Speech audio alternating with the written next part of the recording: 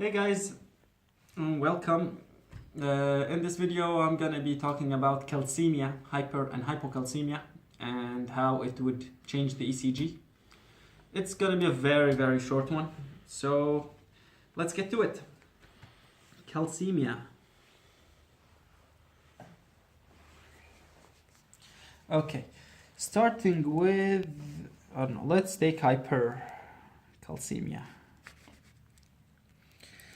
Okay, as always, we need to draw the action potential for the SA and the AV and the blah blah blah, the others, right? So calcium in, potassium out. At this point, the AT pays. Sodium in, then the plateau, then potassium out, and here goes back restoration to the resting potential.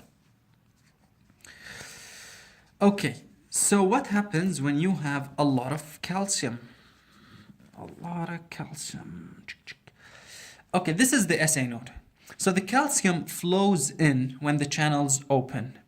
What happens when the channels do open? Of course, calcium is mostly abundant extracellular, and when there is hypercalcemia, there's a lot of calcium, it will flow in very easily into the cell. Okay? So what happens is this would flow in just like this. It wouldn't change, it wouldn't go up like this because it's voltage gated. So when it reaches a certain voltage, in millivolts, it would stop there. It wouldn't go up higher. But going from here to here is more like this. It's easier, it happens faster and easier. Okay? So okay, let me make it. It's the black one in here, the black one, this, rather than this purple one. Okay? So it happens faster. It flows in so easily, meaning the SA node is activated so easily. So what happens to the rate if you can easily activate the SA node? Of course, you'll get tachycardia. So with hypercalcemia, there's tachycardia. Of course, it makes total sense when you have a lot of calcium. Calcium is responsible for depolarization and contraction. Then you'll have a stronger force of contraction, and you'll have a tachycardia, a faster rate. So yeah, this is the rate. Okay. Rhythm is not going to change. Axis, same thing. P wave is not gonna, there's gonna be a subtle change in it that like a lot of textbooks don't even write that there is any change in the P wave, okay? Because this thing right here is barely noticeable on a P wave. P wave is already like too small for us to see. So P wave is not going to be changed that much, nor is the PR, okay? And the QRS, let's see here. So here, there's sodium in this phase, and it's gonna stay the same, okay? But now here, this is the plateau, okay? So when this thing happens here in this phase, what will happen? We know that this is a balance between calcium going in and potassium going out, because from the top here, from this point, and here, all of this, there's throughout the whole process, even throughout the plateau, there is potassium going out, as we know. So, when you have hypercalcemia, K out. When you have hypercalcemia, it will win over the potassium, right? But here's the thing. When it wins over, it will flow in very strongly, okay?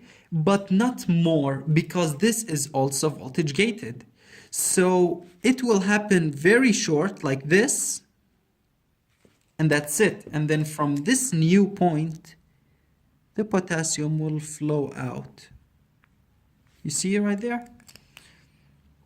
So what happens is that the QRS will stay the same. And ST also almost the same. Okay? T wave, same. Okay, because there's nothing wrong with the potassium. Oh. But the QT will be, the QTC will be shortened.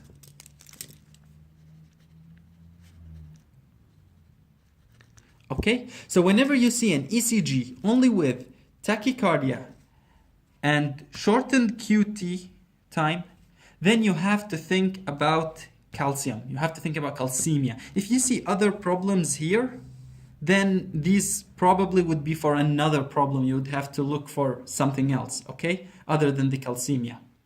So whenever you see QTC, think about the channels, whether it's calcium, sodium, potassium, something in it, okay?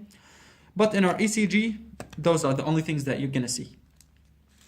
And so that's it. And vice versa, when you have hypocalcemia,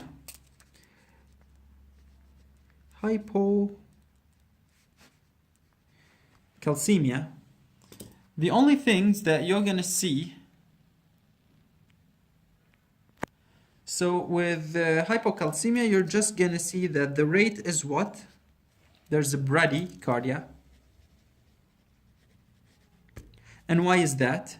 Going back to the action potential, there's little calcium, so it won't, when the channels of the calcium open, the ions will not flow into the cell because there isn't a very good gradient.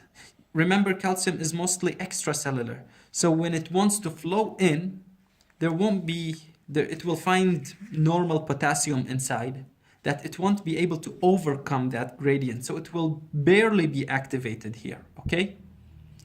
So the SA node activation isn't easy. So that's why you get bradycardia. And what about here?